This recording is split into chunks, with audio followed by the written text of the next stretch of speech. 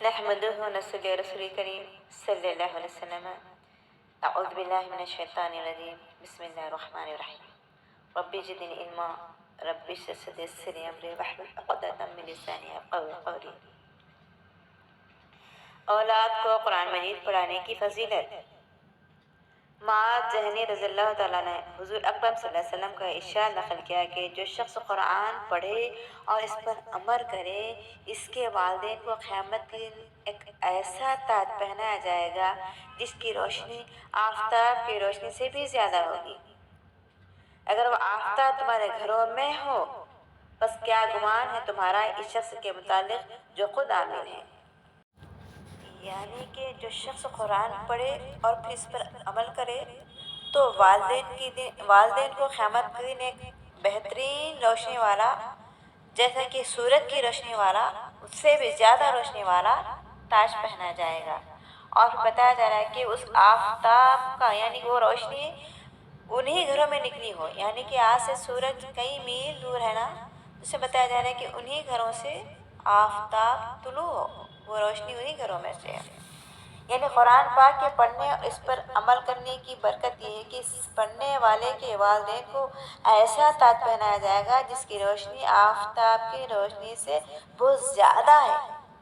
اگر وہ آفتاب تمہارے گھروں میں ہی ہو، یعنی آفتاب اتنی دور سے اس قدر روشنی پھیلاتا ہے، اگر وہ گھر کے اندر آ جائے تو یقیناً بہت زیادہ روشنی اور چمکدار کی سبب بنے گا. تو پڑھنے والے کے لیے والدین کو جو تاج پہنایا جائے گا اس کی روشنی اس روشنی سے زیادہ ہوگی جس کے گھر میں طلوع ہونے والا آفتاب پھیلا جا رہا ہے. اور جب کہ والدین کے لیے ذخیرہ ہے تو خود پڑھنے والا کا اجر اندازہ لگائیے کہ کس قدر ہوگا. یہ اجر صرف اس وجہ سے ہوا کہ وہ اس کے وجود یا تعلیم کا سبب بن جائے. آفتاب کے گھر میں ہونے سے جو تشبیہ دی گئی ہے اس میں قرب میں روشنی زیادہ محسوس ہوتی ہے، اس سے انس و الفت بہت زیادہ ہوتی ہے. اس لیے آفتاب کی دوری کی وجہ سے جو اس سے بینگانگی ہے وہ ہر وقت کے قرب کا وجہ مبدل بانس ہو جائے گی. اس صورت میں روشنی کے علاوہ اس کے ساتھ ممانست کی طرف بھی اشارہ ہے اور اس طرف بھی کہ وہ اپنی ہوگی کہ آفتاب سے اگرچہ ہر شخص نفع اٹھاتا ہے لیکن اگر کسی حبا کر دیا جائے تو اس کے لیے کس قدر افتخار کی چیز ہوگی. یعنی کہ نبی اکرم صلی اللہ علیہ وسلم فرمایا کہ جو شخص قرآن شریف پڑھے اور اس پر عمل کرے اس کو ایسا تاج پہنایا جائے گا جو نور سے بنا ہوا ہوگا، اور اس کے والدین کو ایسے دو جوڑے پہنائے جائیں گے کہ تمام دنیا ان کا مقابلہ نہیں کر سکتی. وہ عرض کریں گے یا اللہ یہ جوڑے کس صلے میں ہیں؟ تو ارشاد ہوگا کہ تمہارے بچے کے قرآن شریف پڑھنے کی حوض میں ہیں. تو اندازہ لگائیے میرے عزیزو کتنی شاندار بات بتائی جا رہی ہے.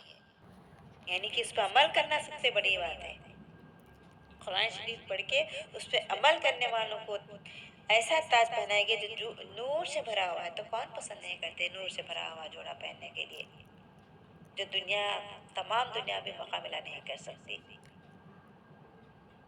بتاتے ہیں کہ یہ اولاد جب پڑھتی ہے تو ان کے والدین کو ملتی ہے. اور جو شخص اپنے بیٹے کو نادرہ قرآن شریف سکھلائے اس کے سب اگلے اور پچھلے گناہ معاف ہو جاتے ہیں.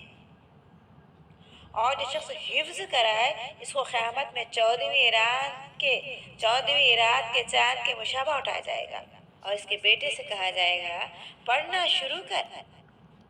جب بیٹا ایک ایک آیت پڑھے گا باپ کا ایک ایک درجہ بلند کیا جائے گا حتیٰ کہ اسی طرح تمام قرآن شریف پورا ہو جائے گا.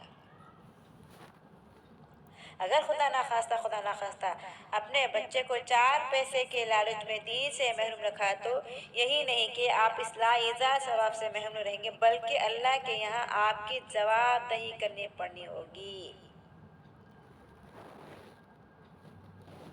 اسکولز کی تعلیم کے لیے دنیا ہزاروں لاکھوں لگا کے تعلیم دلاتے ہیں.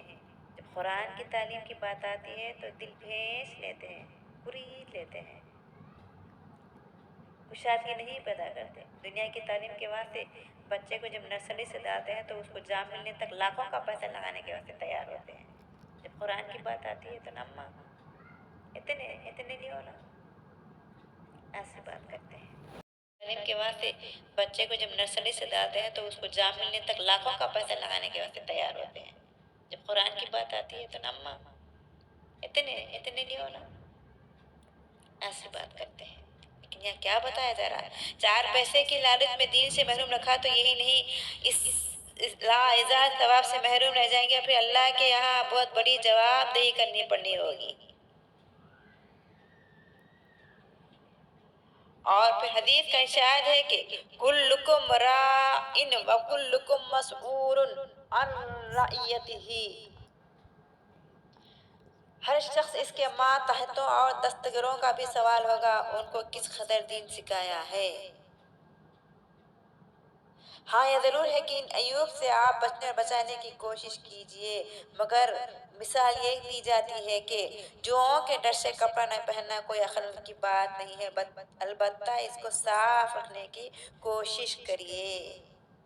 اگر آپ اپنے بچے کو دینداری صلاح سکھلائیں گے، اپنی جواب دہی سے سبکدوش ہو جائیں گے، اور اس وقت تک وہ زندہ رہیں جس قدر نیک اعمال کرے گا، دعا و استغفار آپ کے لیے کرے گا، آپ کے لیے رفع درجات کا سبب بنے گا. لیکن دنیا کے قاتل 4 پیسے کے لالچ سے آپ نے اس کو دین سے بے بہرا مت رکھیے اور اپنے آپ کو وبال میں یعنی کہ مشکل میں، خسارے میں پڑ کر بھگتنے کی کوشش مت کریے. آپ کے نام اعمال میں اس ذخیرے سے خالی نہ رہیں گے. خدا را اپنے حال پر رحم کریے. دنیا بہرحال گزر جانے والی چیز ہے اور موت بڑی چیز ہے، بڑی تکلیف کا خاتمہ ہے، لیکن جس تکلیف کے بعد موت بھی نہیں، اس کا کوئی منتہا نہیں. لہذا اپنے اولادوں کو قرآن کی تعلیم سے سرفراز کریے. چڑھتے جاؤ.